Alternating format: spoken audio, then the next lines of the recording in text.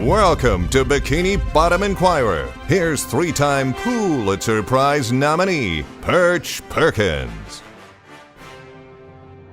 Tonight's top stories. Local fish finds himself struggling to keep his head above water before remembering he is already underwater. Then, the Krusty Krab is under fire for violating health laws, safety laws, and the very laws of physics. His money's no good here. What are you saying, Mr. Squidward? Wait, how is there a glass of water if we're already underwater? Stop breaking the laws of physics! And finally, a beloved local bubble citizen nearly harmed after being wrongfully accused of poisoning. He poisoned our water supply, Arson burned our crops, and biological warfare. and delivered a plague unto our houses! But first, does Lagoon need more bathrooms? We have a caller on the line with his thoughts on the subject in a new segment we call The Potty Report. Harold, can you hear me? There's only one bathroom stall on the entire beach, and I've been waiting in this line for over 2 hours! Come on! What's the holdup?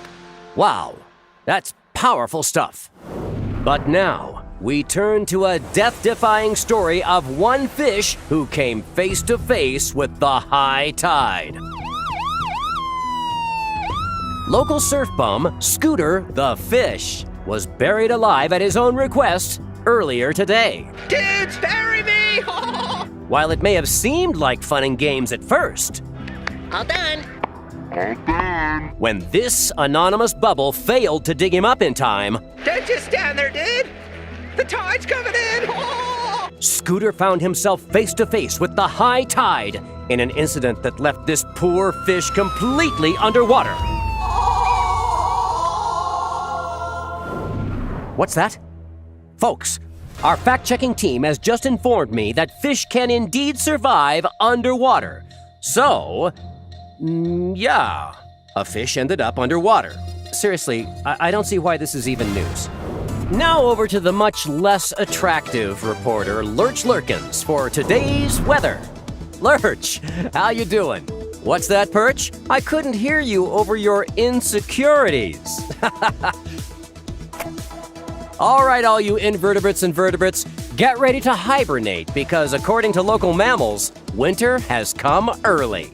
Despite it being Leif Erikson Day, which we all know falls on October 9th, the latest barometric readings from resident scientist Sandy Cheeks' tree dome already show weather patterns that usually only appear in midwinter. SpongeBob went south for the winter. Love, Sandy. What's the cause of this fishy forecast? Nobody knows, but what we do know is that Sandy's tree dome is looking more like a snow globe open for a fin-tastic ski season. Get it? Because fish and fin... Back to you, Perch. Oh, Lurch. Neither attractive nor funny. Maybe leave the jokes to me. I swear that's not mine. Next up, some seriously fishy news from the Bikini Bottom Health Department. You might want to start eating at the chum bucket because recent reports suggest that the Krusty Krab might not be as sanitary as we once thought. That's right. Everyone's favorite crab trap-shaped eatery was caught violating numerous health and safety laws this morning. This security footage captured the restaurant's owner himself, Eugene Krabs, pre-chewing a customer's food before serving it to her. Warning, this footage is not for the faint of heart. If you're easily grossed out, you might want to look away now. I forgot that I'm easily grossed out. Krabs was also seen giving himself an amateur tattoo in the dining area of the restaurant, while somehow fitting himself into a tiny cash register drawer, breaking the laws of physics and bringing up many health code concerns. We have an anonymous caller on the line now with his take on this disgusting mess. While what Mr. Krabs is doing is no doubt disgusting, what I think is even more disgusting is that the cashier, Squidward Q Tentacles, whom you might remember as the guy voted most likely to suck eggs in high school, is apparently serving bottles of pure shampoo instead of a proper drink. I mean, what self-respecting person would work at such an uncivilized establishment? Look at it. They don't even have chairs at all the tables.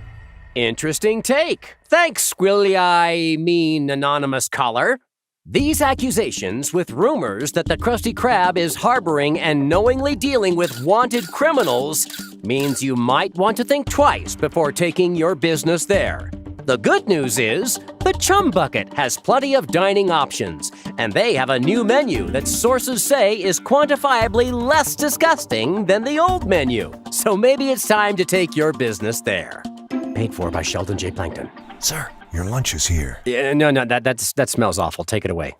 This next story is of the shocking allegations that were laid at the feet of an innocent, squeaky clean citizen, Bubble Buddy. Pop the bubble! Pop the bubble! What seemed to have started as some sort of sewing circle turned quickly into a slippery situation that provoked an angry mob. Pop the bubble! While nobody can confirm the reason that over 20 beachgoers all happen to be carrying sewing needles, what is confirmed is that they quickly turned them on one beachgoer by the name of Bubble Buddy, who was apparently ruining their day.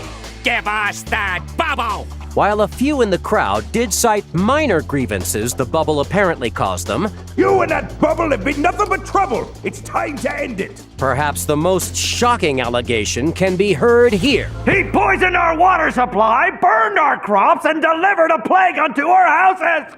He did? Those are some serious accusations indeed. But is there any truth to them?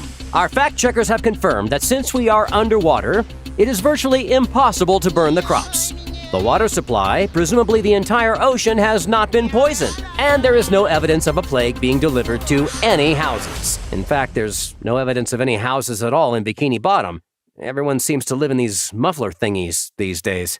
So if Mr. Buddy didn't actually commit any of these crimes, then what in the name of Neptune gives this angry mob the right to drive an up-floating citizen out of town? After speaking with Bubble Buddy, he said the whole incident made him feel, quote, hollow inside, unquote. While he tried to put on a brave face, we here at the Bikini Bottom Inquirer could see right through him. I think I speak for all of us here when I say, my heart is broken at the loss of this wonderful citizen. We're here for you, Bubble Buddy. We're here for you. Don't you cry, Perch. You swore you wouldn't cry.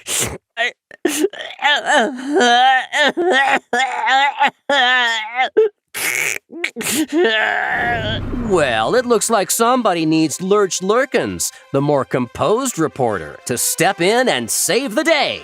Thanks for joining us. I'm Lurch Lurkins, and this concludes our evening's Bikini Bottom Inquirer. That's all the news that's fit to float. Good night.